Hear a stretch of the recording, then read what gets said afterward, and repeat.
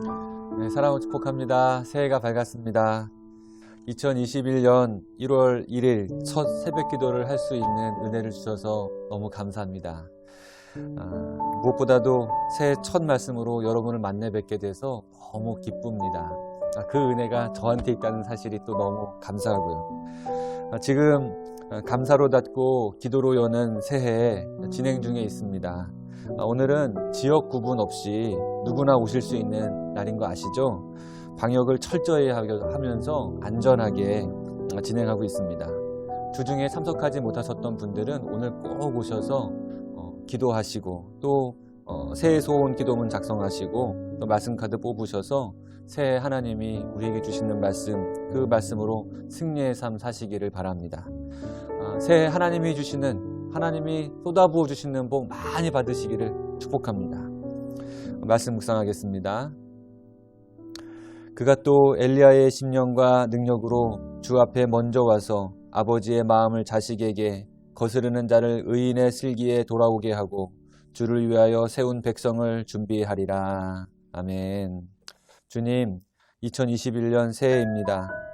올해 우리가 주님 없는 거친 광야에서 돌이켜 주님 계신 푸른 초장을 향할 수 있도록 인도하여 주옵소서. 예수님의 이름으로 기도합니다. 아멘. 오늘부터 우리가 매일 성경 큐티 책의 일정대로 모든 예배의 말씀이 진행이 됩니다. 오늘 그 첫 시간 누가복음으로부터 시작을 하는데 저는 성경을 어디에서부터 읽을까요? 라고 하는 질문을 많이 받거든요. 이런 성경을 어디부터 읽을까요? 라고 하는 질문을 받을 때마다 지체 없이 저는 대답하는데 누가복음부터 읽으라고 추천을 해드립니다. 왜냐하면 누가복음은 예수님을 잘 알거나 모르거나 남녀노소 누구나 쉽게 예수님에 대해서 알 수 있도록 쓰여진 책이기 때문에 그렇습니다. 이 누가복음의 저자인 누가가 예수님의 생애와 사역을 샅샅이 살펴서 시간의 순서대로 이해하기 쉽게 자세하게 기록하고 있기 때문에 그래요. 그래서 누구나 예수님을 누가복음을 통해서 알아볼 수 있고 만날 수 있는 책입니다.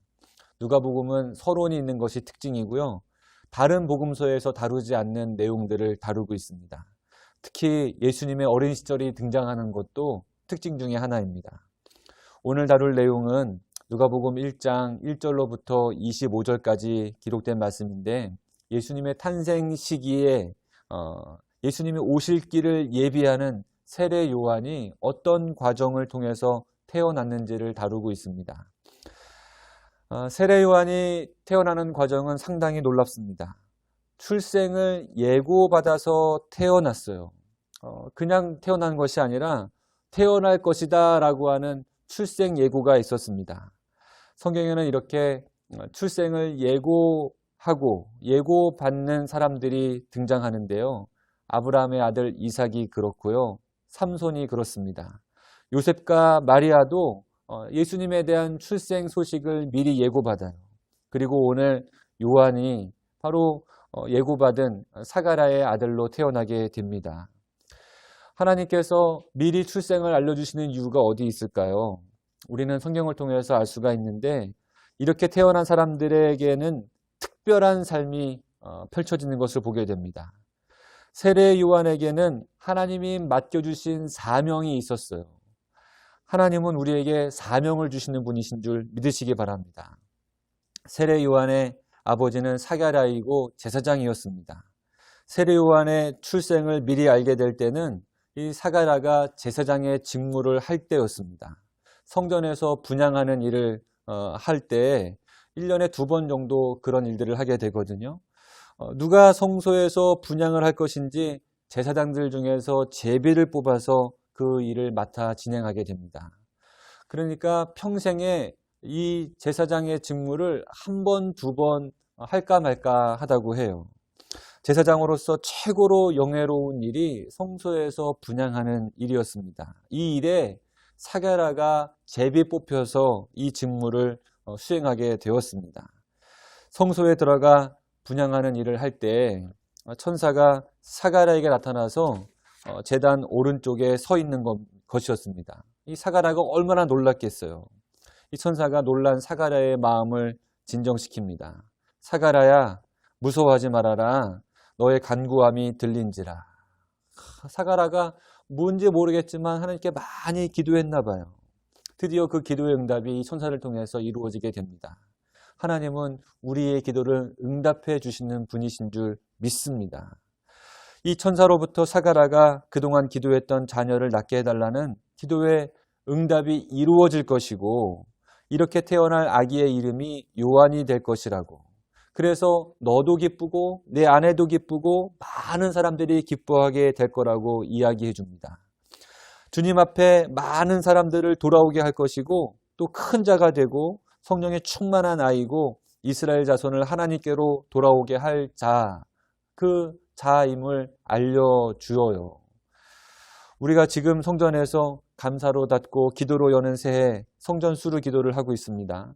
여러분이 성전에서 기도하실 때 사가랴가 성전에서 분향하다가 기도의 응답을 받는 것처럼 여러분에게도 이런 특별한 은혜가 있으시기를 축원합니다. 할렐루야, 아멘. 그런데 문제는 사가랴가 이 천사의 말을 믿지 못해요. 기도는 그렇게 했는데, 아들을 달라고, 자녀를 낳게 해달라고 기도했는데 막상 그렇게 될 거라고 하는 천사의 응답을 받았을 때 믿지 못하는 거예요. 자기도 그렇고 아내도 나이가 많다는 거죠. 기도했지만 불가능하다는 사실을 사가랴가 알고 있었어요. 사실 그래서 불가능한 일이라서 사가랴가 기도한 거예요. 여러분, 기도라고 하는 것이 그런 것 아닙니까? 우리가 할 수 있는 것 가지고 기도하는 것 아니잖아요. 우리가 할 수 없는 것, 그것 가지고서 우리가 기도하게 됩니다. 하나님이 해주실 것이라고 하는 그 믿음 가지고 우리가 기도해요. 하지만 정말 응답이 될 때까지는 우리가 기도한 것에 대해서 잘 믿지 못합니다. 믿음 가지고 기도하는데 잘 믿지 못하는 게 기도예요. 아이러니죠. 여러분, 믿음이 없더라도 믿음을 가지시고 기도하시기를 바랍니다. 하나님은 우리의 기도를 응답해 주시는 분이세요. 출생을 예고받아 태어난 아이가 바로 세례 요한이었고, 이 세례 요한은 특별한 사명을 가지고 있었습니다. 여러분이 아시는 대로 세례 요한의 사명은 엘리야의 심령과 능력을 가지고 주님보다 앞서가서 주의 길을 예비하는 사명을 가지고 있었어요. 그 특별함을 설명하기 위한 출생 예고였습니다. 그러면 출생 예고를 받지 않고 태어난 사람은 사명이 없을까? 우리는 사실 세례 요한보다 더 특별한 사람들입니다. 세례 요한은 주의 길을 예비하라고 하는 특별한 사명을 가지고 있었지만, 우리는 주의 길을 예비하는 자가 아니라 주님의 사랑을 받는 자이기 때문에 더 특별해요. 우리를 위해 십자가에 그 몸을 던지실 정도로 우리가 주님의 사랑을 받아요. 그러니까 우리를 위해 십자가를 지실 정도로 우리가 주님의 사랑을 받습니다. 주님은 우리들 한 사람 한 사람을 특별하게 대해 주시고 애지중지 사랑해 주시죠. 십자가의 특별한 사랑이 우리에게 있습니다. 주님이 그 특별한 사랑으로 우리를 막 살지 않게 하시고 방향이 있는 삶으로, 소명이 있는 삶으로 우리를 인도해 주세요. 여러분이 성전에 오셔서 기도하실 때, 또 있는 자리에서 기도하실 때 주님의 사랑 때문에 살아야 하는 이유를 찾으시기를 바랍니다. 주님의 큰 사랑으로 우리에게 소명이 있음을 응답받으시기를 바랍니다.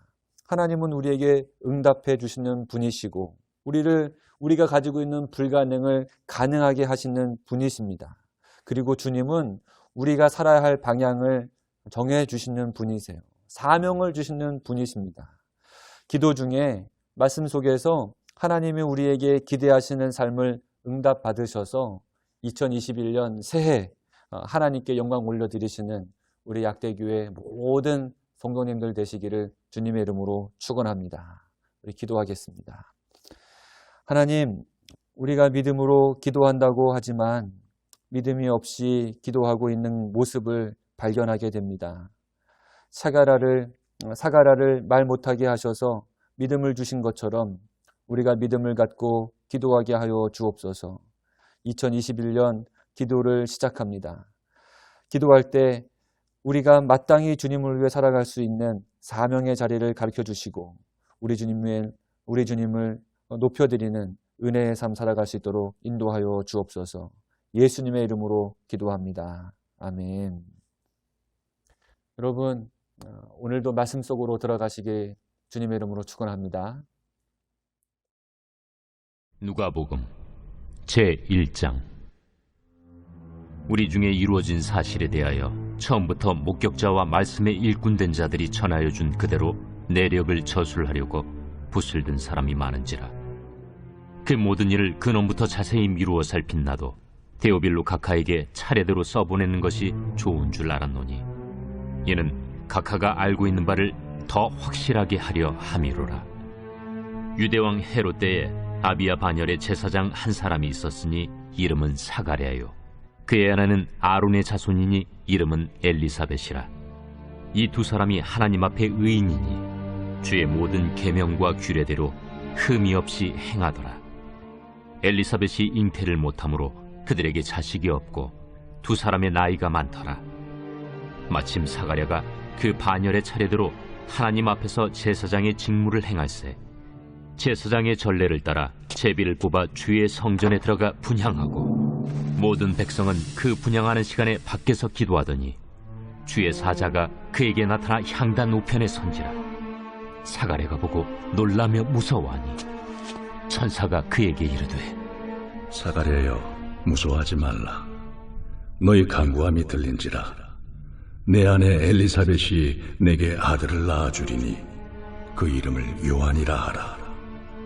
너도 기뻐하고 즐거워할 것이요 많은 사람도 그의 태어남을 기뻐하리니 이는 그가 주 앞에 큰 자가 되며 포도주나 독한 술을 마시지 아니하며 모태로부터 성령의 충만함을 받아 이스라엘 자손을 주 곧 그들의 하나님께로 많이 돌아오게 하겠습니다. 그가 또 엘리야의 심령과 능력으로 주 앞에 먼저 와서 아버지의 마음을 자식에게 거스르는 자를 의인의 슬기에 돌아오게 하고 주를 위하여 세운 백성을 준비하리라. 내가 이것을 어떻게 알리요? 내가 늙고 아내도 나이가 많으니이다. 나는 하나님 앞에 서 있는 가브리엘이라. 이 좋은 소식을 전하여 내게 말하라고 보내심을 받았노라.